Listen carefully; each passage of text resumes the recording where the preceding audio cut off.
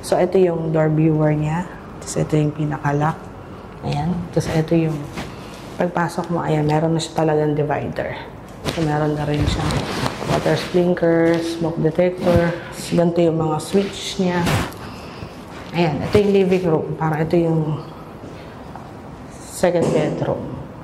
Ayan, first bedroom, pagpasok mo. Parang kasya dito, isang single bed, isang closet, cabinet, pwede rin study table. Ano siya, oh? Sliding door. Ganda niya. Mataas pa. Mataas yung pinto.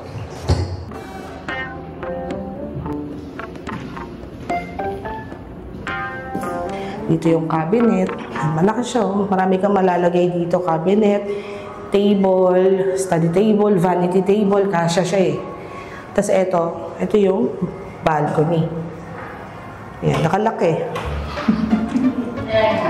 Ayaw eh.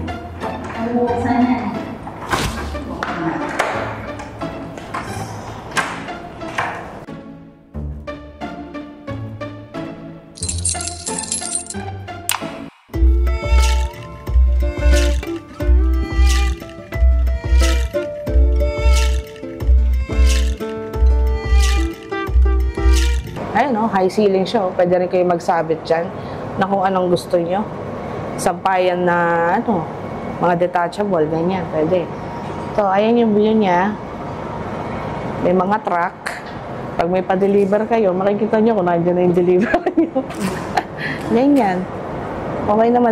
Kasi siguro lalagyan pa ng halaman dyan. Hindi pa naman siya nagagawa lahat eh. Kasi may mga tower pang ginagawa eh. So, wait lang natin. Depende yan sa tower. So, syempre, message niyo ako ma'am sa Facebook o sa Messenger. Pipilian natin kayo ng magandang view kung ano yung mga gusto niyo. Ayun o, makikita nyo, may bundok dun eh. Pag tumingin kayo malayo, kita nyo may bundok. Mount Makiling ata yan. So, proceed tayo sa ating tour.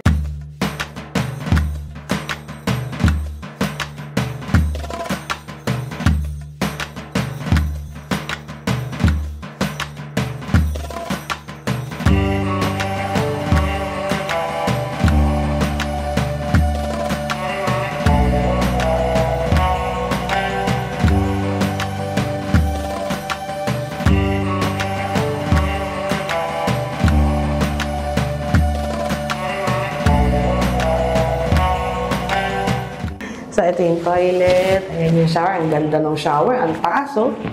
Ang laki. Ayan, oh. Kahit yung gano'ng kalaki yung foreigner. Ayan.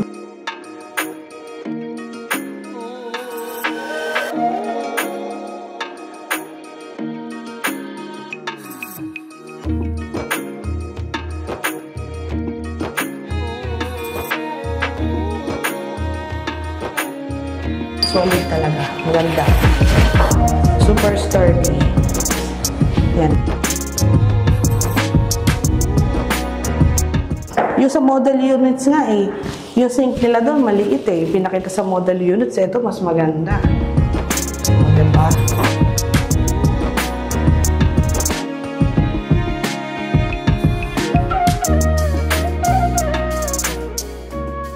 This is 2-bedroom, 32.50 square meter ng Bloom Residences.